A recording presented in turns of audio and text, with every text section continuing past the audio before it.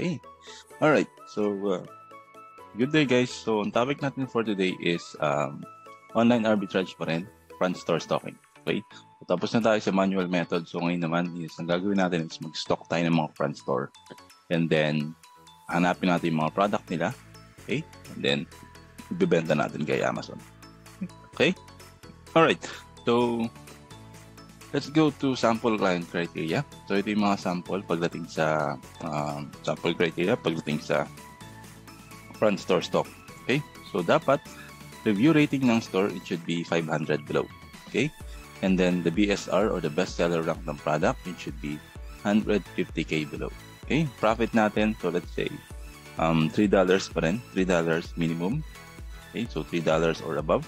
And then, let's put some weight. Okay? 7 pounds below, and then the supplier should be, it should have a legit supplier trust for. Okay. All right. So let's go back dun sa kailangan natin na extension. So you can install this one. So DS Amazon Quick View. Add nyo lang sa Chrome nyo. Okay. And then make sure na naka-open siya. Okay. So dito sa akin, open na lang natin. Okay. So DS Amazon Quick View. Yan. Okay. Okay. Ngayon, punta tayo kay Amazon. Refresh lang natin para mag-appear yung DS Amazon Quick View. Okay? So, start na natin start na tayo. Demo na natin yung hanap ng product using front store stocking. So, pupunta tayo kay Amazon. So, hindi na tayo magsisimula dito sa mga retailers. Dito is direkta tayo kay Amazon. Okay? So, let's say for example, naghanap ako ng isang product. Okay, Del Monte Can. Yan. Okay? So, titignan ko lang kung ano dito yung madaming sellers. Then, i-stock ko yung mga nagbebenta. So, make sure na di siya binibenta ni Amazon. Yan. Sold by Amazon. Nakita nyo naman, yan yung gamit or function ni DS Amazon Quick View. Okay? Yan. Okay, so, look. Yan. Sloppy Joe, 5.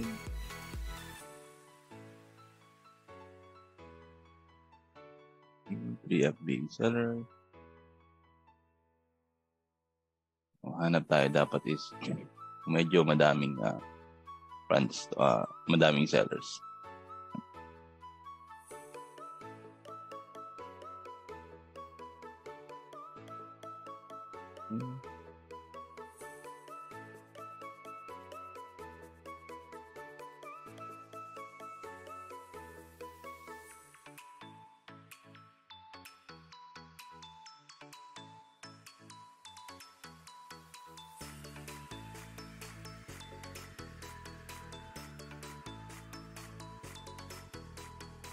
Ito is 5. Hanap tayo.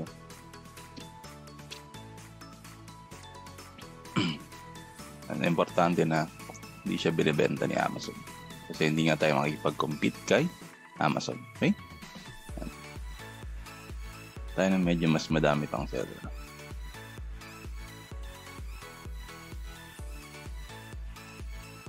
Next page natin.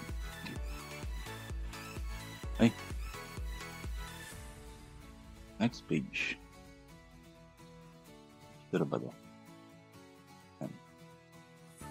Lang tayo. Okay, so ito.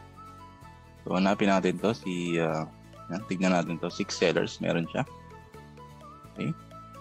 Yan, hindi siya binibenta ni Amazon. And, okay, so ngayon, ang gagawin natin ay mag-stock tayo ng mga front store. Okay, so dito makikita nyo yung mga front store. Okay? Yan. Tignan natin.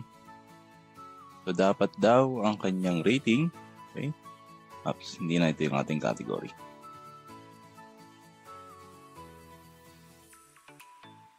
Okay, so, dapat daw ang kanyang rating is 500. Okay? Yan.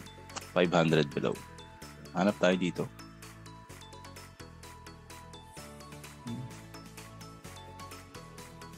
And meron dito si Chava & Co. 308 ratings. Si Lavinia 415. Si Blue Dog, okay, 290. So, check natin to. 90. Yan. Then, click nyo lang. Okay. So, ngayon, tignan natin dito yung pwede natin ibenta. Okay, so dapat is, again, hindi binibenta ni Amazon and dapat is lower than 150K ang ating BSR or bestseller. Yan. Okay, let's try this. Okay, si Scrub Daddy. Okay. Open natin siya sa new tab and then try natin. Okay, $20 siya binibenta ni seller, ni Blue Dog. Okay, ngayon, hanapin natin yung kanyang supplier. So, saan ba nakakakuha si Blue Dog?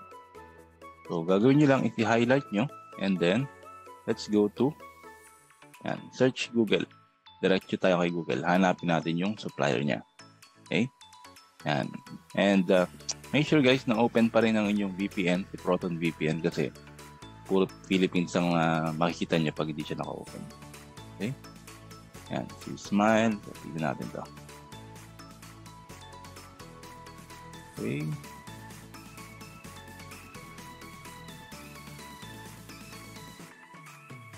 Yan. Alright.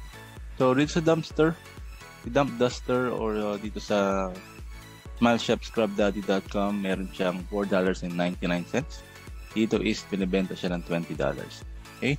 So, tignan natin kung papasok siya dun sa iba pang profitability, dun sa profit. Okay? Gagawin natin is, punta tayo kay calculator, then run AMC scout. And as you can see, ayan, tignan natin yung price, $4.99. And then, lagyan natin sa product cost. Okay? So, meron tayong $9.48. Yan yung ating profit per unit. This is for, yan. This is for this, okay? For this seller. Okay?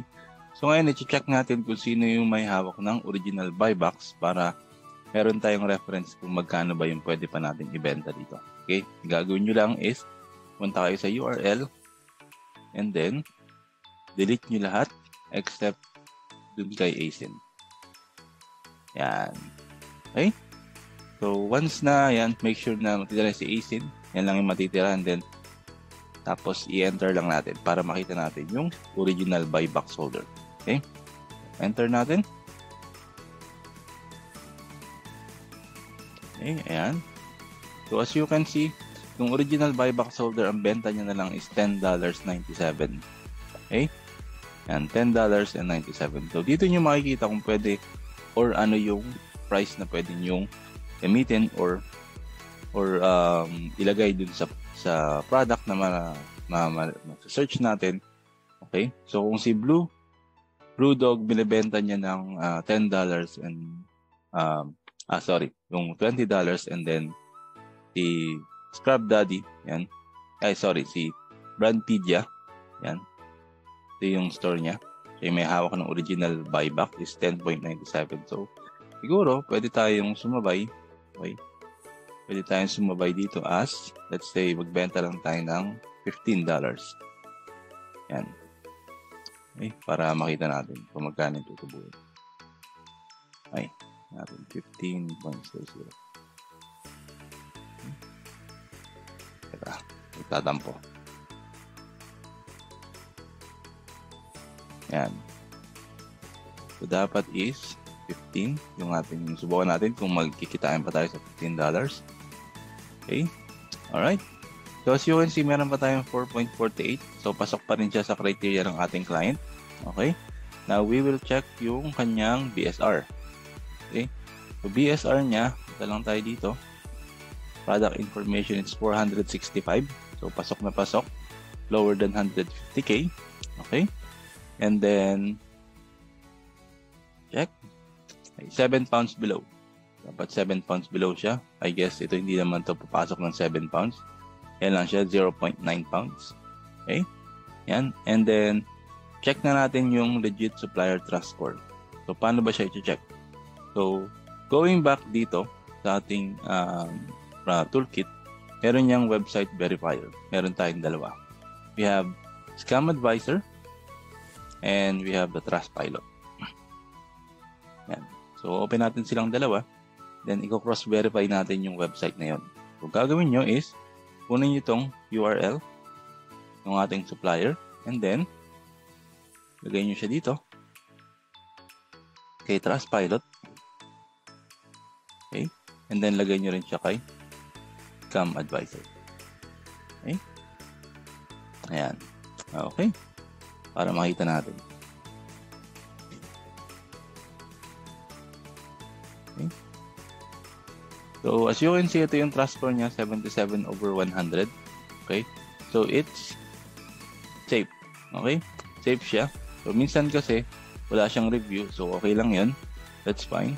So, as long as we can verify here na mataas ang trust score niya, that's okay. Okay. So, that's a sample ng good, okay, ng good na supplier or good website. Okay, makikita nyo rin naman yan kung good website siya. Kung meron siyang contact us. Yan. Tapos, cross-verify nyo lang yung mga contacts niya. Okay? Yan. Okay. Let's say, general question. Ayan. Okay?